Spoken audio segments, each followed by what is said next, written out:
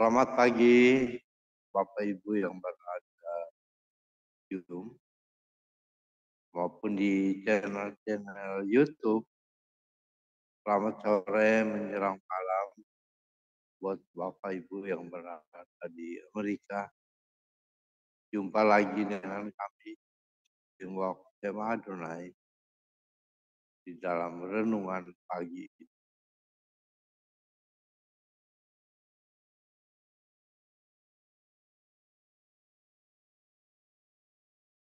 Baiklah Bapak Ibu, kita akan masuk dalam renungan pagi dengan mengangkat satu pujian yang dibawakan oleh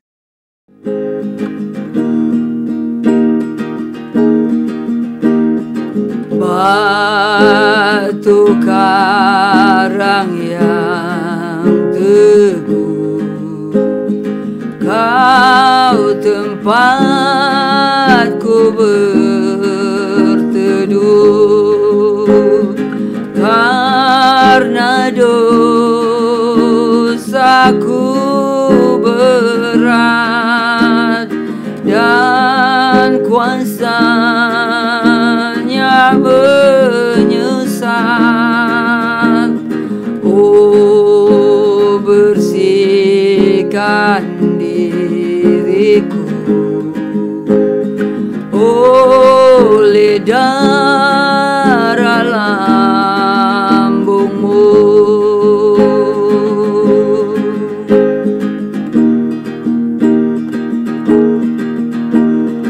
Walau aku berjerit dan menangis tak henti, apapun usahaku tak menghapus dosaku. Hanya oleh kurbanmu kau selamatkan diriku.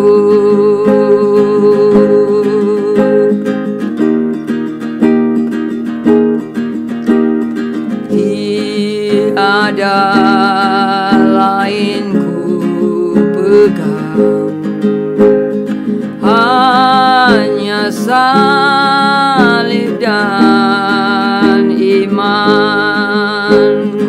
Dalam kehampaanku ku dambakan rahmat-Mu, tanpa Dikau Tuhanku takkan hidup jiwaku.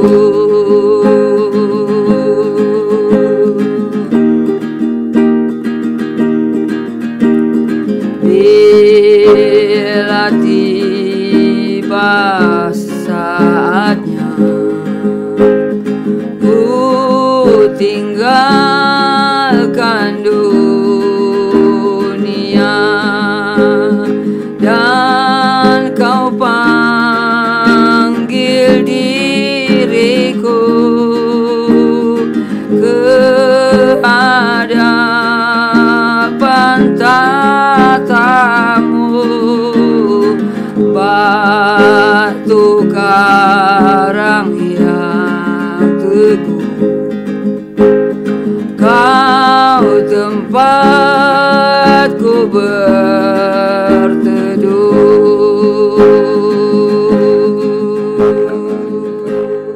Mari kita berdoa.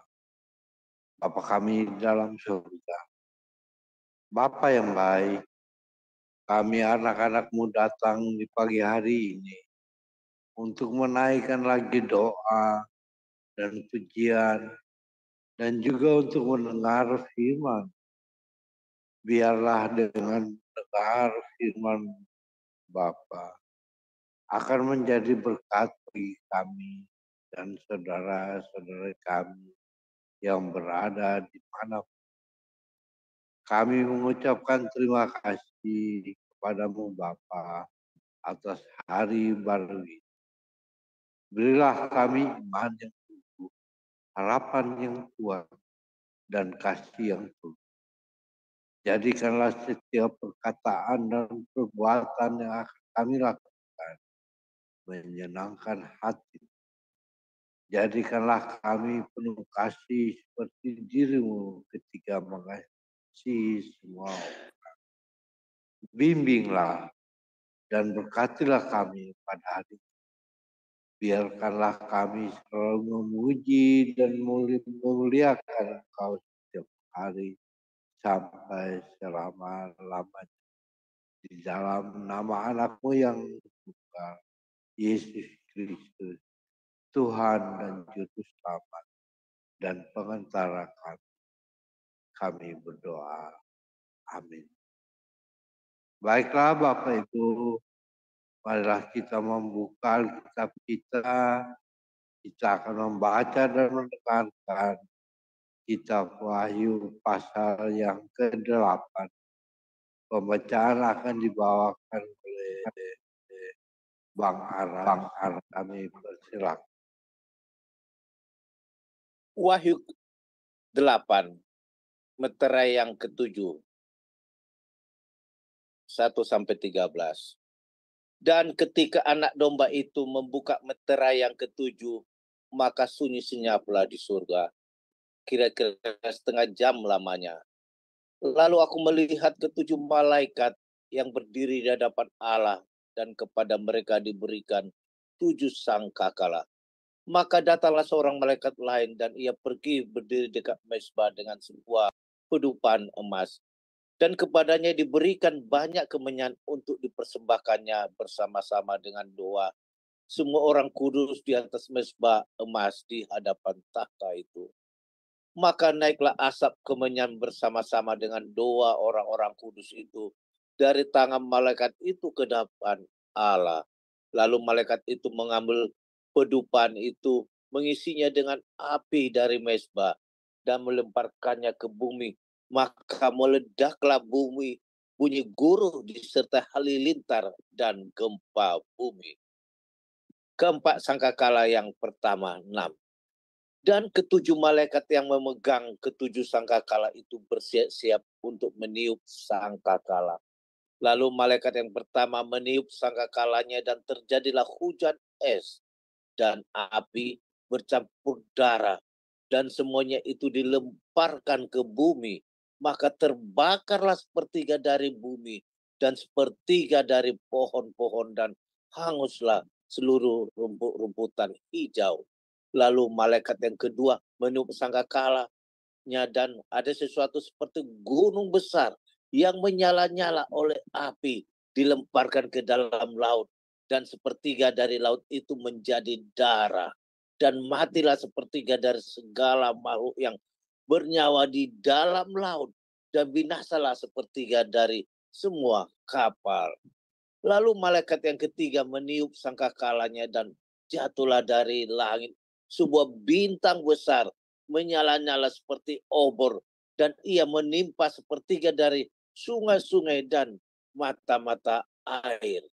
Nama binatang itu ialah Absintus, dan sepertiga dari semua air menjadi absintus, dan banyak orang mati karena air itu, sebab sudah menjadi pahit. Lalu malaikat yang keempat meniup sangkakalanya, dan terpukullah sepertiga dari matahari, dan sepertiga dari bulan, dan sepertiga dari bintang-bintang, sehingga sepertiga daripadanya menjadi gelap, dan sepertiga dari siang hari tidak terang, dan demikian juga malam hari. Lalu aku melihat, aku mendengar seekor burung nasar terbang di tengah langit dan berkata dengan suara nyaring, celaka, celaka, celakalah mereka yang diam di atas bumi, oleh karena bunyi sangkakala ketiga malaikat lain yang masih akan meniup sangkakalanya. Demikianlah firman Tuhan. Amin. Amin. Terima kasih Bang atas bacaan firman buat kita. Bapak Ibu, saudara-saudariku, selanjutnya renungan firman untuk hari ini dibawakan oleh Bapak Pendeta Daniel. Kami persilakan. Terima kasih Pak Frans. Selamat pagi saudara-saudara yang terkasih di dalam Tuhan. Selamat bertemu kembali. Kita bersyukur kita dibangunkan Tuhan dalam keadaan yang sehat.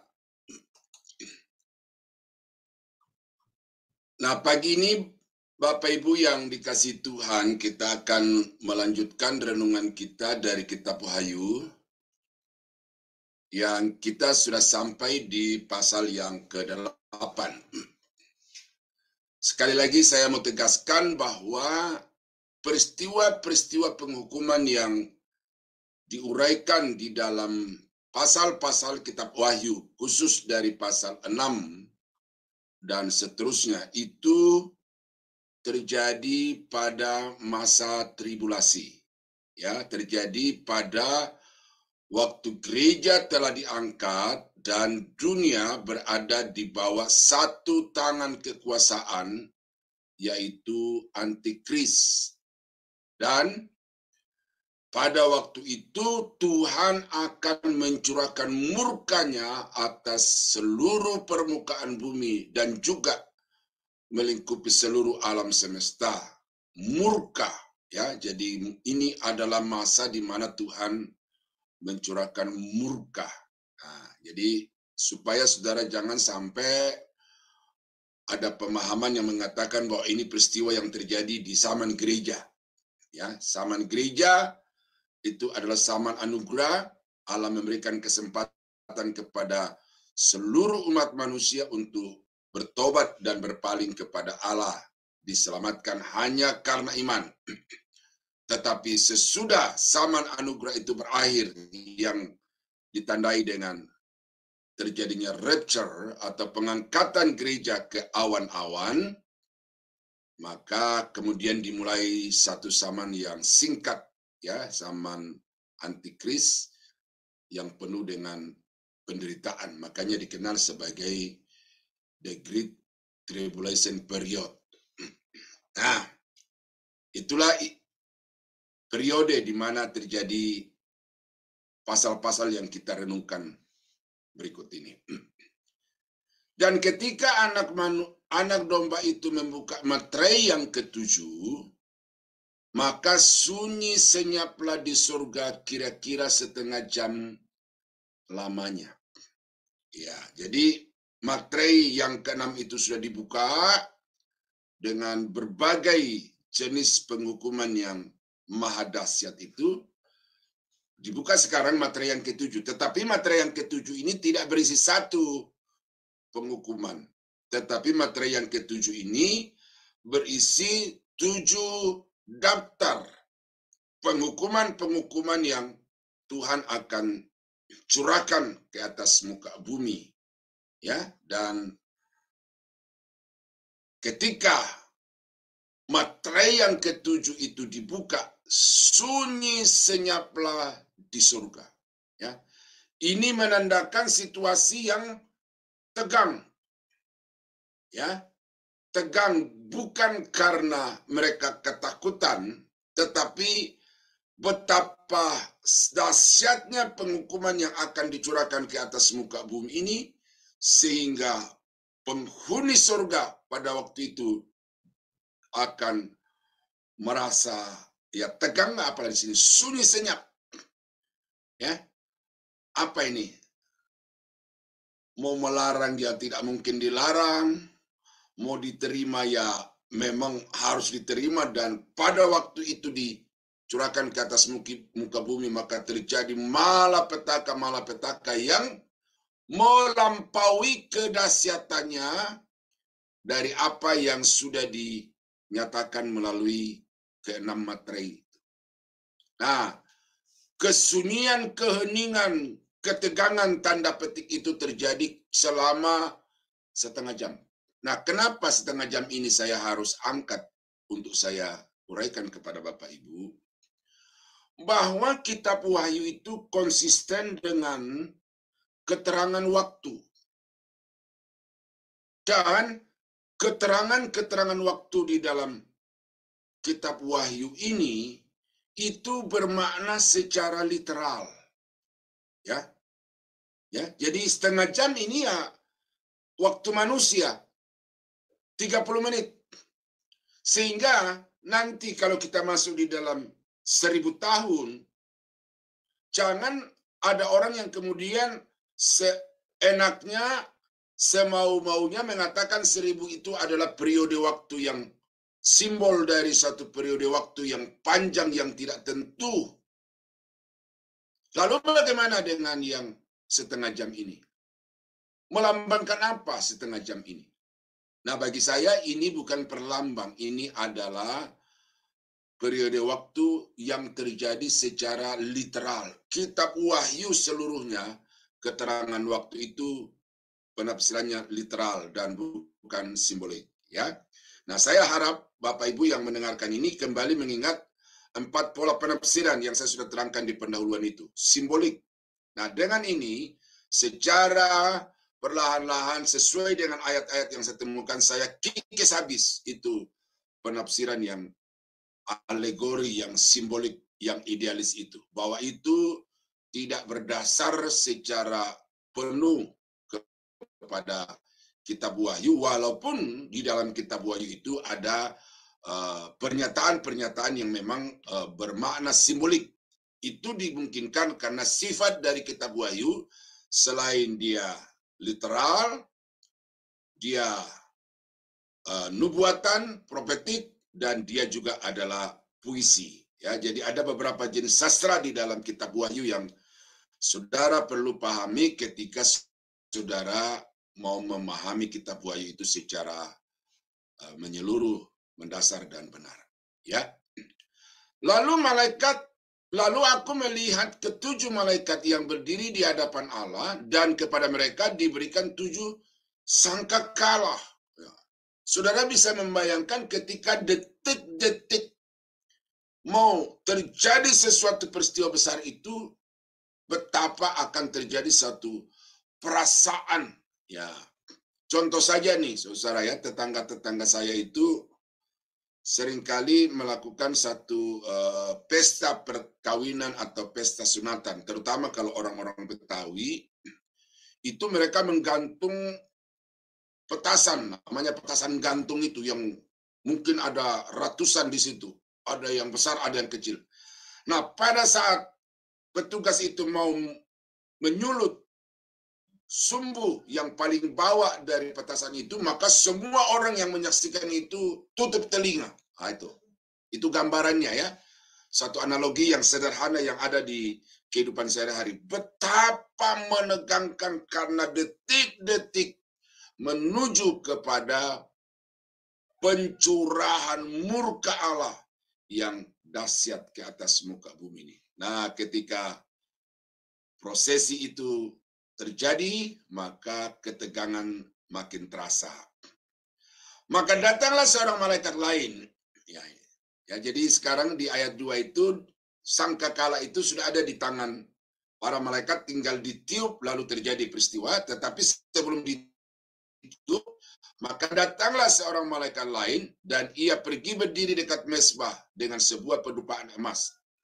Dan kepadanya diberikan banyak kemenyan untuk dipersembahkan bersama-sama dengan doa semua orang kudus di atas mezbah emas di hadapan takhta itu. Nah, ini memberikan kepada kita saudara-saudara bahwa memang ada masa di mana Tuhan berdiam atas doa kita. Ya, ini saya tarik kemari ya, tetapi yang berdoa di sini bukan kita ya, di dalam ayat ini. Saya hanya mau coba untuk menarik implementasinya. Ada waktu-waktu di mana seperti Tuhan berdiam atas doa-doa kita, Tetapi sebenarnya di dalam rancangan Tuhan itu, Tuhan sendiri sudah punya waktu untuk mengabulkan doa-doa kita itu. Nah, sama seperti di sini. Ya, orang-orang kudus. Siapa orang-orang kudus di sini? Ini bukan gereja. Ya, orang-orang kudus ini bukan gereja, saudara dan saya. Tetapi orang-orang kudus di sini adalah orang-orang yang baru percaya ketika zaman antikris itu dimulai. Dan itu banyak jumlahnya. Ya, kita sudah ketemukan itu di pasal 7.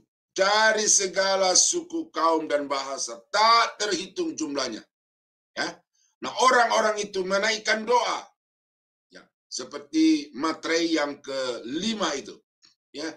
Tuhan, kapankah engkau membalaskan kepada mereka ini? Ya. Dosa, kejahatan yang mereka telah lakukan terhadap kami. Nah, itu jadi kita melihat di sini bahwa pada akhirnya doa orang-orang kudus yang naik ke takhta Allah itu dikabulkan, ya. Maka naiklah asap kemenyan bersama-sama dengan doa orang-orang kudus itu dari tangan malaikat itu ke hadapan Allah.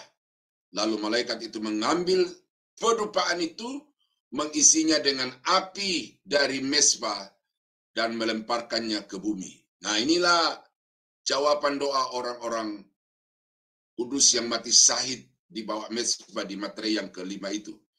Maka meledaklah bunyi guru disertai halilintar dan gempa bumi. Nah, saya nggak tahu apakah saudara pernah mengalami ini, tetapi di kampung saya pernah, dan apa yang saya nonton di TV, Amerika juga saudara sering melihat ini. Bagaimana ketika terjadi angin puting beliung, hujan yang deras disertai dengan angin yang kencang, disertai dengan halilintar. Pohon-pohon tumbang, tiang-tiang listrik pada tumbang, rumah-rumah pada tumbang, ya. Kalau di Amerika itu sampai trek tronton itu diangkat melayang ke langit lalu diterbangkan berkilo-kilo jauhnya.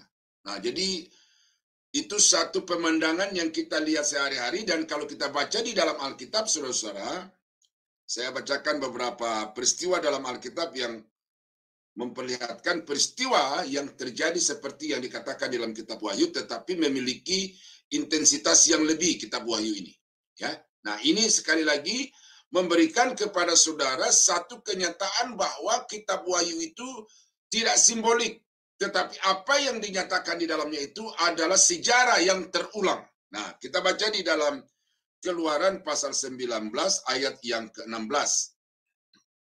Dan terjadilah pada hari ketiga, pada waktu terbit fajar, ada guru dan kilat dan awan padat di atas gunung, dan bunyi sangkakala yang sangat keras, sehingga gemetarlah seluruh bangsa yang ada di perkemahan itu. Nah, ini ketika Musa naik ke atas bukit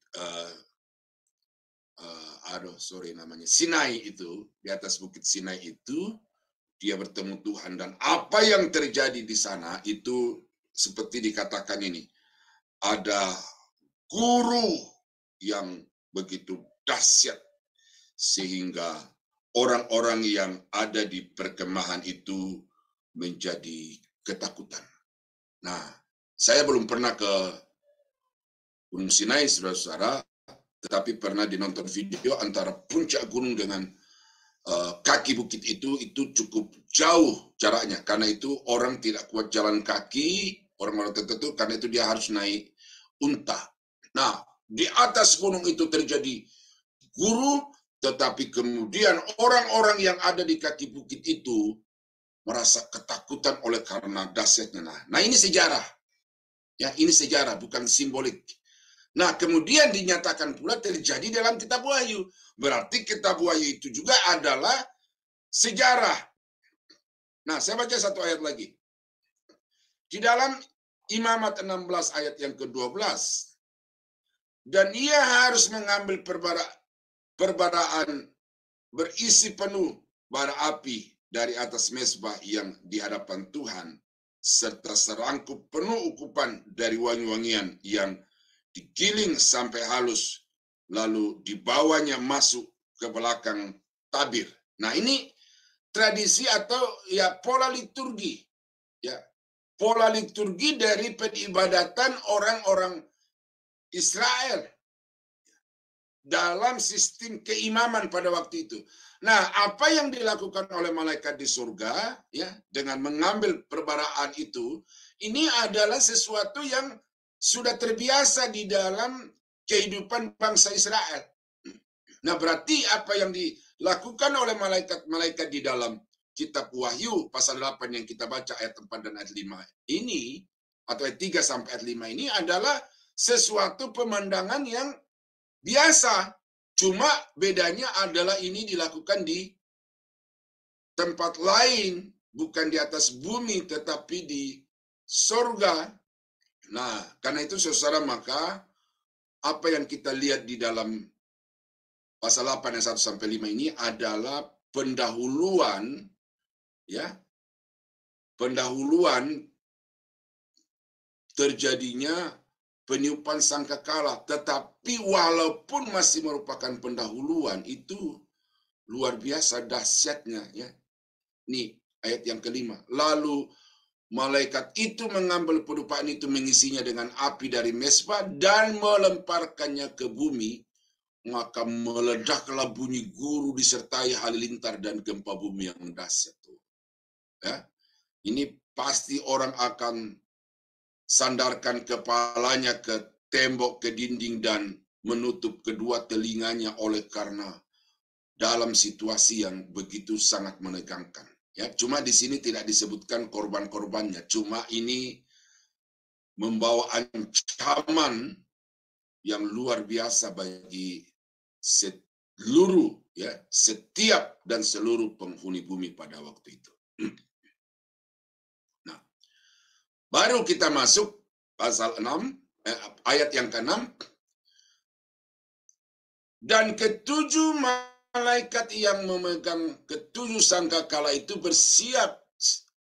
bersiap-siap untuk meniup sangkakala. Lalu malaikat yang pertama meniup sangkakalanya, dan terjadilah hujan es, api bercampur darah, dan semuanya itu dilemparkan ke bumi.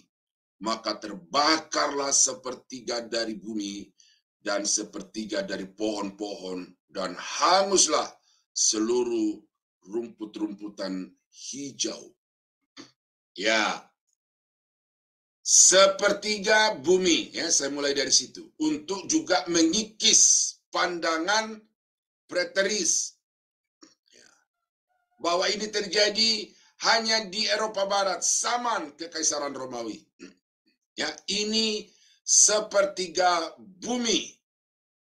Seluruh Eropa saja belum cukup untuk sepertiga bumi. Ya, nah oleh karena itu maka penafsiran yang mengatakan ini sejarah terjadi di Eropa Barat itu juga perlu ditolak serta-merta.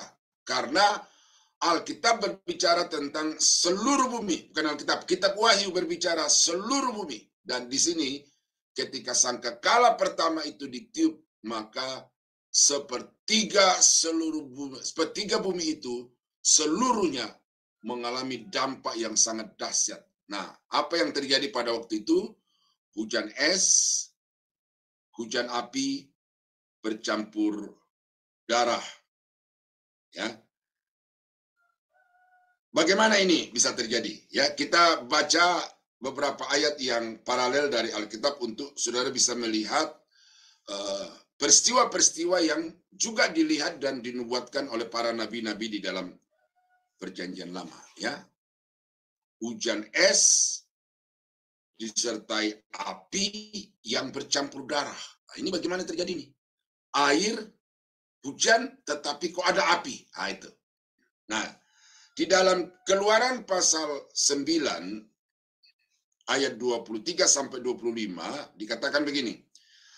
Lalu Musa mengulurkan tongkatnya ke langit, maka Tuhan mengadakan guru dan hujan es, dan api pun menyambar ke bumi dan Tuhan menurunkan hujan es meliputi tanah Mesir. Dan turunlah hujan es beserta api yang berkilat-kilat di tengah-tengah hujan es itu. Terlalu dahsyat seperti yang belum pernah terjadi di seluruh negeri orang Mesir sejak mereka menjadi suatu bangsa. Hujan es itu menimpa binasa segala sesuatu yang ada di padang di seluruh tanah Mesir, dari manusia sampai binatang. Juga segala tumbuh-tumbuhan di padang ditimpa binasa oleh hujan itu, dan segala pohon di padang ditumbangkannya. Nah, jadi apa yang terjadi di dalam ayat 6 sampai 7 sudah pernah terjadi secara lokal di Mesir. Nah, jadi kalau orang mengatakan ini simbol, apakah yang dilakukan Musa di Mesir itu juga simbol? Ya, saudara mesti paham itu, ya, bahwa apa yang terjadi di Mesir adalah sejarah.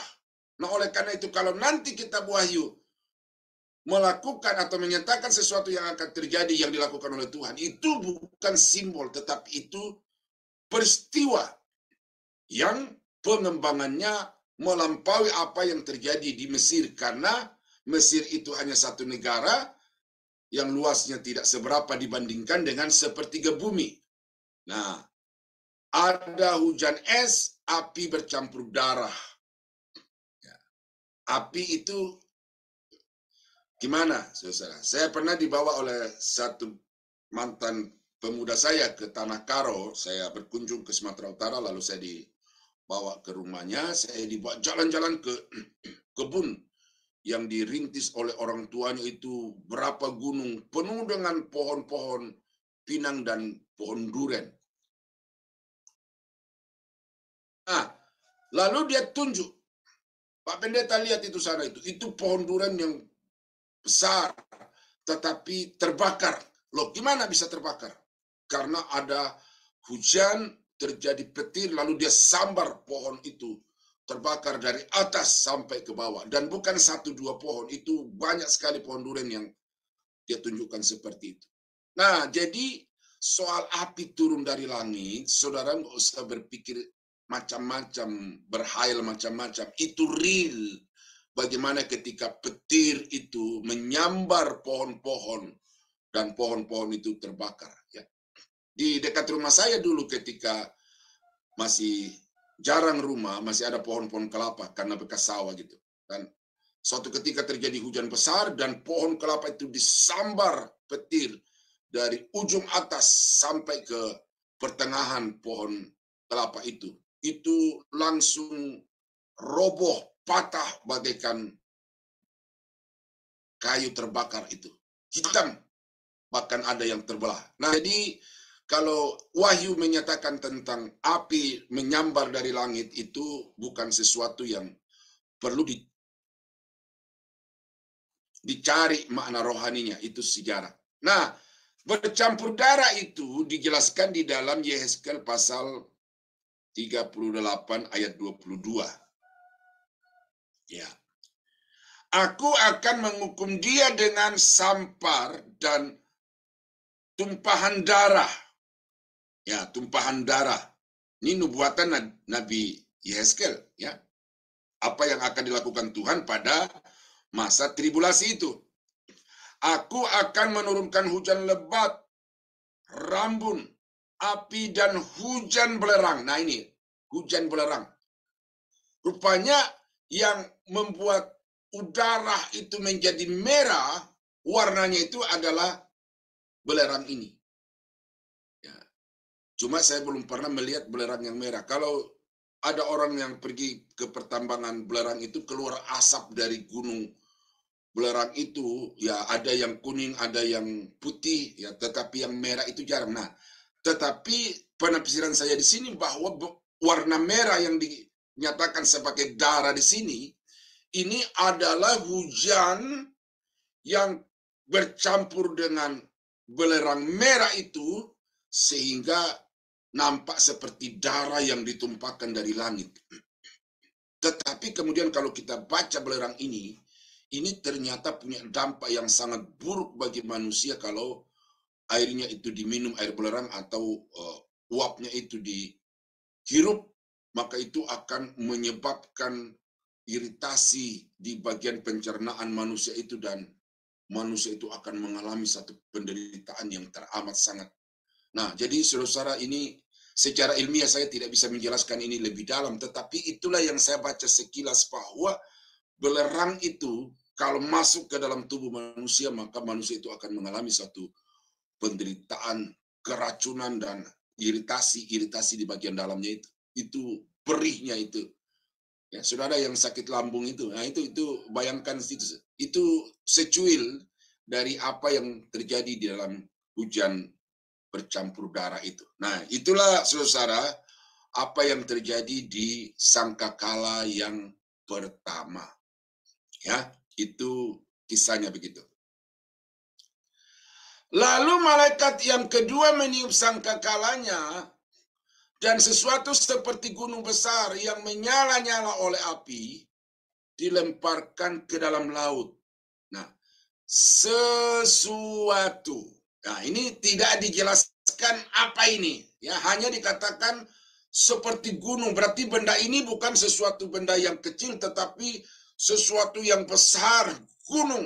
Ya, ukurannya juga tidak dijelaskan di sini. Hanya memang di sini sesuatu yang besar. Ya. Gunung itu bisa seperti gunung, tetapi gunung yang macam mana? Gunung Himalaya,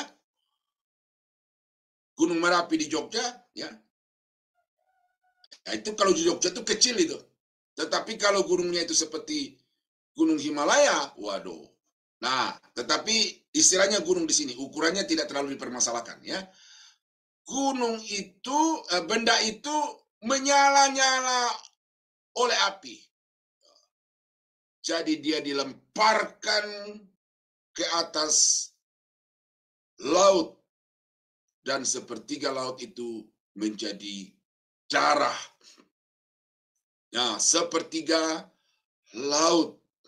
Nah, saudara bisa bayangkan, saudara yang ahli ilmu bumi, lebih luas mana, daratan atau lautan? Kalau tadi itu sepertiga daratan, ini sepertiga lautan, menjadi darah. Nah, darah ini dari mana? Ya, kalau dugaan saya, ya salah satunya dari binatang-binatang yang ada di dalamnya itu. Karena dikatakan, dan matilah sepertiga dari makhluk yang bernyawa di dalam laut. Jadi ditimpa dengan benda yang berapi dari langit ke dalam laut itu, sepertiga makhluk di dalam laut itu menjadi korban mati, dan darahnya itu bertumpahan sehingga laut itu menjadi merah. Atau bisa juga dengan cara lain, bahwa laut menjadi merah itu karena ada faktor lain selain faktor dari hewan-hewan itu. Nah, itu yang kedua. Lalu, dan binasalah sepertiga dari semua kapal. Jadi tidak ada kapal-kapal yang ada di sepertiga laut itu yang kemudian tetap mengapung di permukaan air. Semuanya tenggelam. Ya, semuanya tenggelam. Dan semua orang-orang juga yang ada di dalamnya, ya pasti akan menjadi binasa oleh karena dahsyatnya gelombang yang diakibatkan dari benda yang jatuh dari langit itu. Ini tsunami. Ya.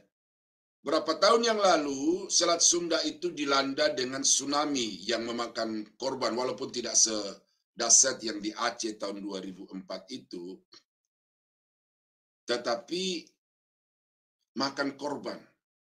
Beberapa artis yang sedang perform itu kemudian dilibas dengan gelombang dari Selat Sunda itu, dan mati beberapa di antaranya. Nah, diselidiki itu di bawah kaki Gunung Krakatau itu ada gumpalan-gumpalan muntahan yang sudah menjadi dingin dari gunung Krakatau itu, longsor di bawahnya. Nah, longsor di dalam laut mengakibatkan gelombang yang begitu besar makan korban di Selat Sunda. Nah, ini jatuh dari langit. Selain bendanya itu sendiri begitu besar, tenaga oleh karena gaya tarik bumi yang menarik benda dari langit itu pasti akan dahsyat sehingga menimbulkan gelombang yang begitu besar, menenggelamkan sepertiga dari kapal-kapal di atas muka bumi. Nah, jadi saudara, ini saya sudah katakan di pendahuluan, kalau kita membaca kitab Wahyu ini dan mau memahami peristiwa-peristiwa yang ada di dalamnya, maka saksikanlah seperti sedang menonton film. Ya, saksikanlah seperti menonton film itu.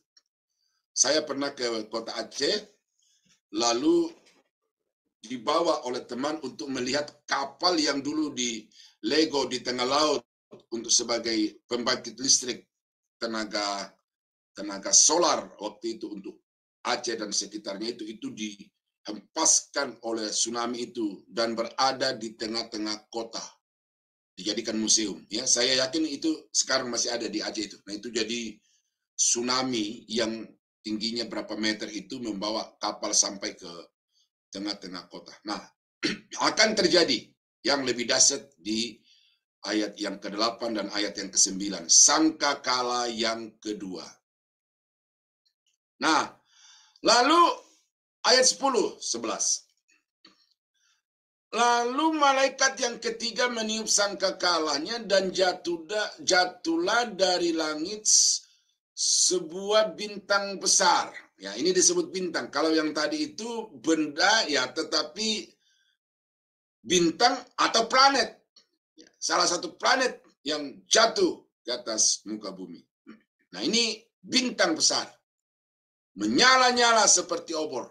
Dan ia menimpa sepertiga dari sungai dan mata air. Nama bintang itu ialah Absintus. Dan sepertiga dari semua air menjadi absintus. Dan banyak orang mati karena air itu. Sebab sudah menjadi pahit. Ya. Jadi tadi ditimpa laut, sekarang yang ditimpa adalah sungai-sungai, mata air yang menjadi hulu sungai itu.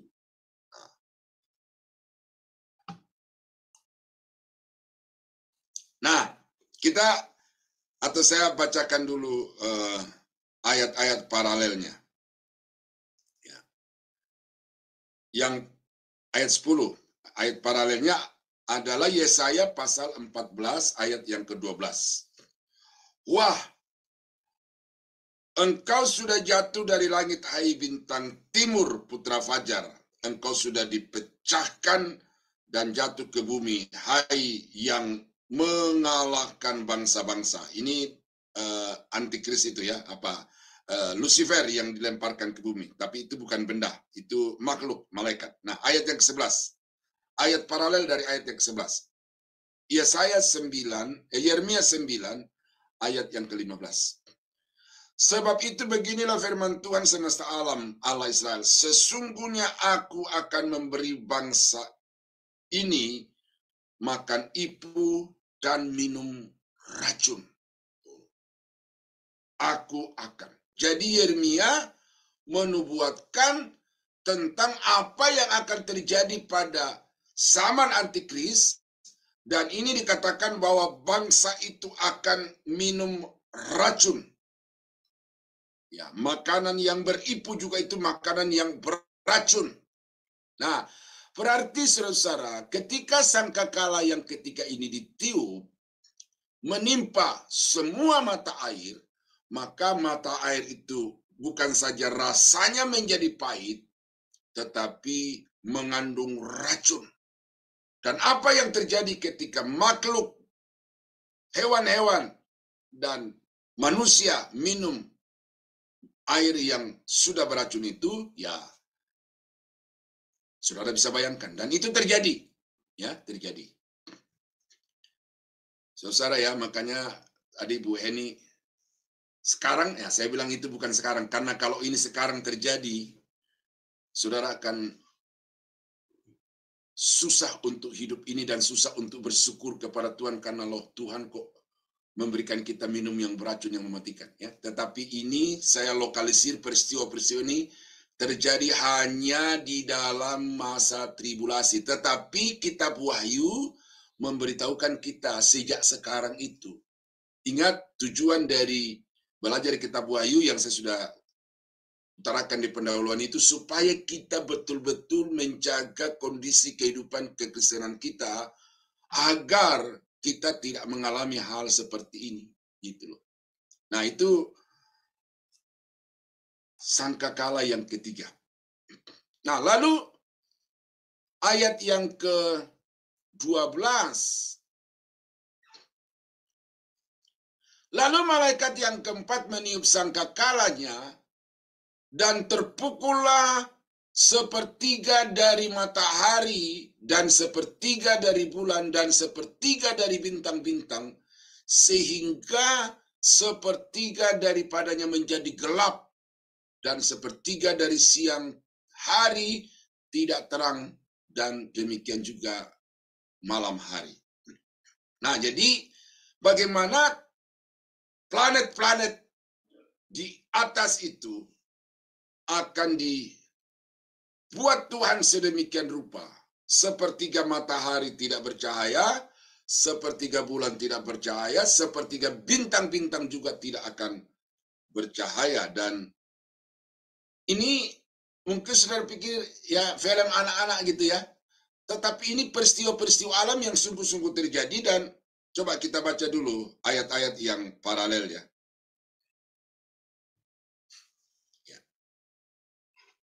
Di dalam Yeremia 13 ayat yang ke-10,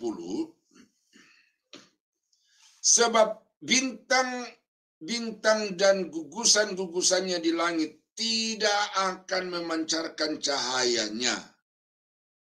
Matahari akan menjadi gelap pada waktu terbit, dan bulan tidak akan memancarkan sinarnya.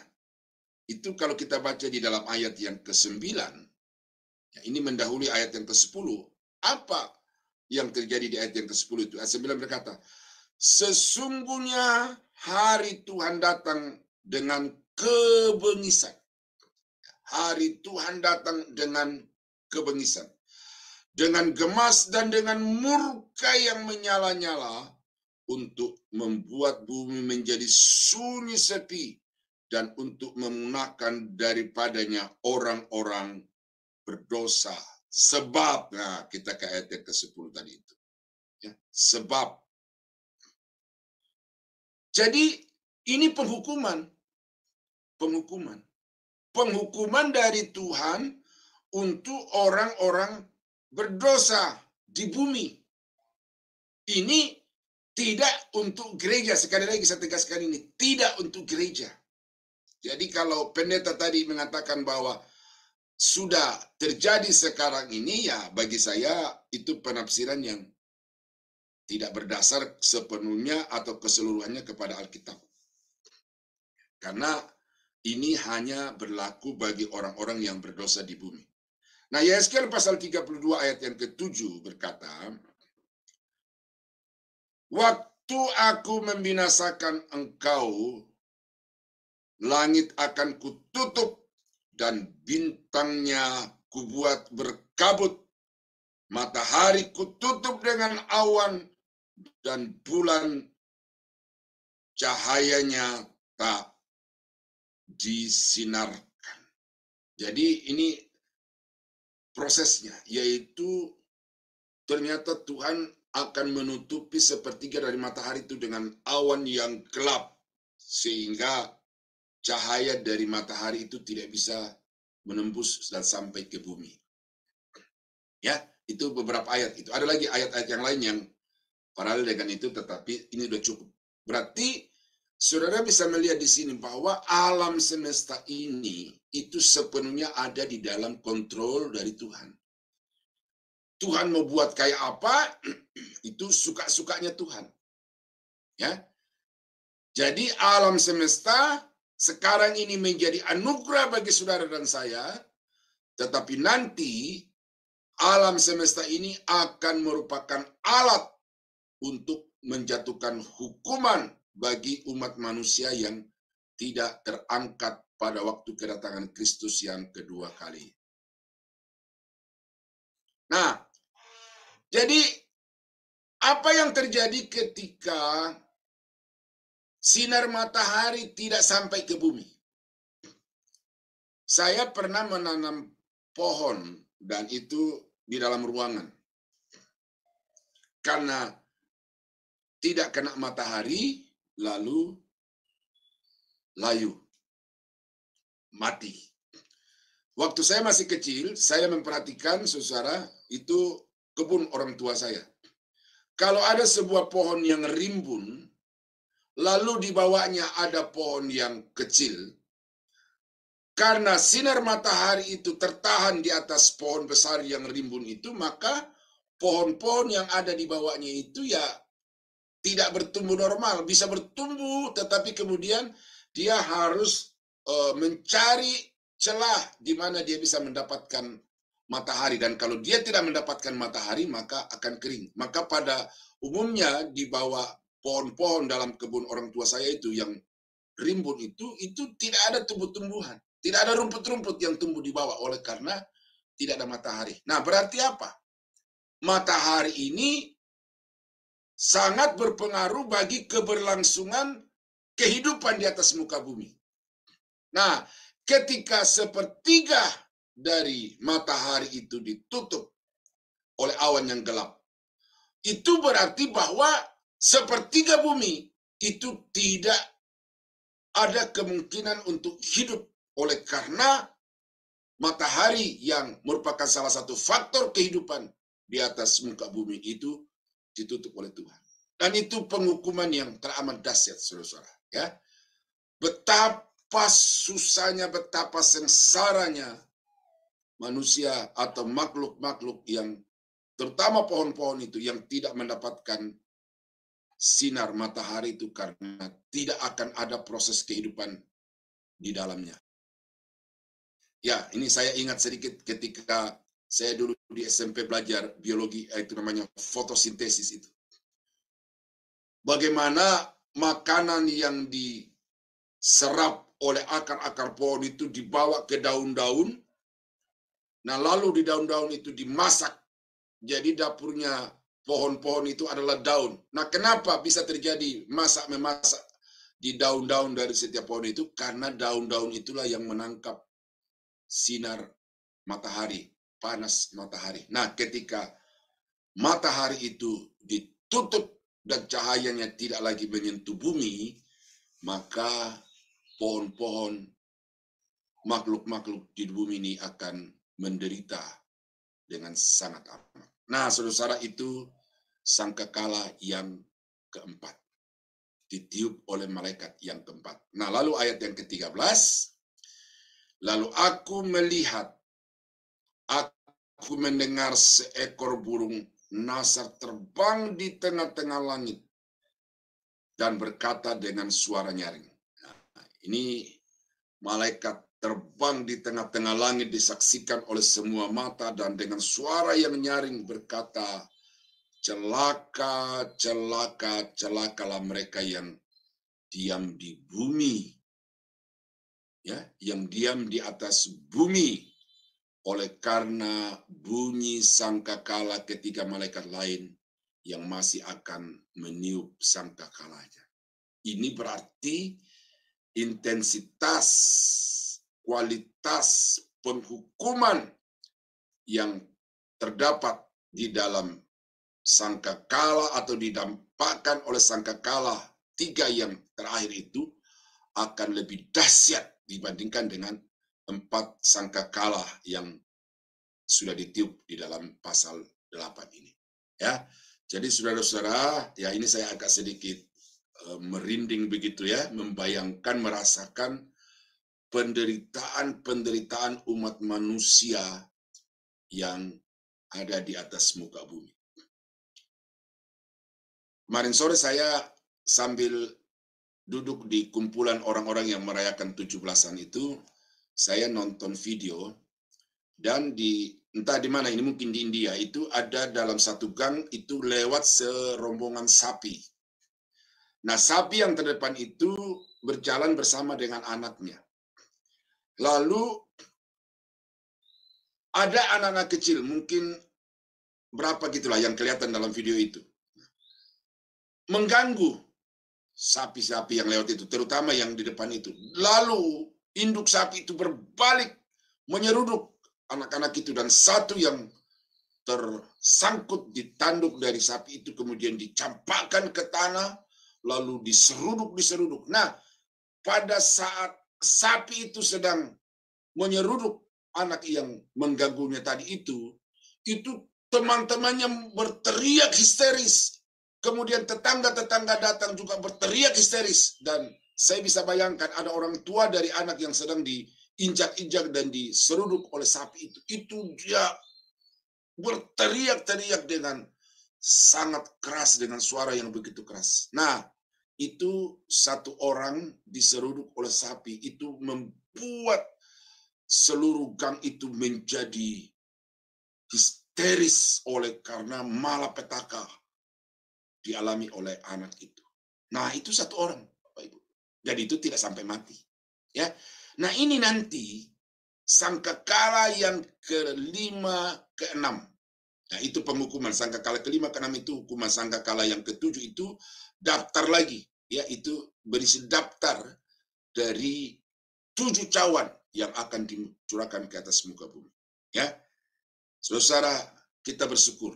Ini saya sudah masuk ke dalam implementasinya. Kita bersyukur. Kita diselamatkan Tuhan dengan anugerah. Oleh karena itu, jangan menyia-nyiakan kasih karunia yang Tuhan sudah berikan ini.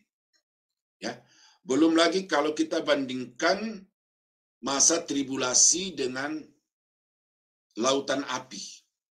Ya, lautan api memang tidak banyak dideskripsikan di dalam Alkitab, tetapi lautan api itu adalah penderitaan yang berlangsung selama-lamanya. Dan itu alamat pasti yang dituju oleh sebagian umat manusia di bawah kolong langit ini. Saudara dan saya, alamat pastinya adalah surga, tempat kesenangan selama-lamanya. Karena saudara dan saya mau percaya dan menerima Yesus sebagai Tuhan dan Juru Selamat. Tapi celakalah mereka yang mengeraskan hatinya. Karena kalau dia tidak masuk di masa tribulasi, maka mereka akan masuk di dalam lautan api. Nah, karena itu sekarang saudara-saudara, jangan mengeluh, jangan komplain, jangan marah kepada Tuhan hanya oleh karena ada persoalan-persoalan kecil. Karena dari kitab Wahyu kita melihat persoalan-persoalan yang maha dahsyat yang dialami oleh umat manusia yang diam di atas bumi. Persoalan yang saudara alami adalah persoalan yang diizinkan Tuhan untuk membuat saudara semakin kuat dalam iman, semakin dewasa di dalam iman, dan semakin murni di dalam beriman kepada Tuhan. Kita bersyukur, kita diberitahu apa yang akan terjadi ini, supaya dengan demikian kita semakin sungguh-sungguh di dalam berbakti dan beriman kepada Tuhan. Karena itu, saudara-saudara, doakanlah hamba-hamba Tuhan yang mengajarkan Alkitab itu dengan benar, supaya mereka dapat terus dipakai Tuhan. Karena sekarang ini ada pengkhotbah-pengkhotbah yang luar biasa pengaruhnya bagi orang-orang Kristen, tetapi ajarannya adalah ajaran yang menyesatkan. Dan itu sudah bagian dari apa yang dikatakan dalam Alkitab. Tetapi sebagai hamba Tuhan di sini, saya sampaikan kepada saudara, ambillah bagian di dalam pelayanan hamba-hamba Tuhan yang mengajar Alkitab dengan benar, dan jangan sama sekali berpartisipasi di dalam pelayanan hamba-hamba Tuhan yang menyesatkan umat Tuhan itu dengan ajaran-ajaran yang tidak berdasar kepada Alkitab. Nah, kiranya Tuhan memberkati Bapak Ibu. Mari kita tunduk kepala, kita berdoa. Bapa di surga, terima kasih untuk renungan firman Tuhan dari Wahyu pasal 8. Malapetaka demi malapetaka yang maha dahsyat akan terjadi di atas muka bumi. Tetapi kami sungguh bersyukur ya Tuhan, itu bukan bagian kami, karena kami akan diluputkan Tuhan bahkan sebelum peristiwa itu terjadi. Karena itu Bapa, tolong kami supaya pada masa ini kami dengan setia berbakti kepada Tuhan, dengan tekun dan dengan sepenuh hati mau mengiring Engkau. Karena kami tahu akhir daripada pengiringan kami kepadamu adalah lama-lamanya. Terima kasih Bapa, semua yang kami kerjakan berhasil, dan dengan itu namamu kami puji, kami permuliakan. Kami akhiri persekutuan Coffee Morning bersama Yesus hari ini dalam nama Yesus Tuhan dan Juru Selamat kami. Dan saudara-saudara sidang jemaat yang dikasihi Tuhan, kiranya anugerah yang besar dari Allah Bapa di dalam surga, damai sejahtera dari Tuhan kita Yesus Kristus, serta persekutuan kuat kuasa Roh Kudus, kiranya menyertai kita sekalian dari sekarang sampai selama-lamanya. Dalam nama Yesus, kami akhiri persekutuan kami pada pagi ini. Haleluya. Amin. Selamat pagi, Pak Frans. Terima kasih, puji-pujiannya sangat indah, luar biasa. Amin.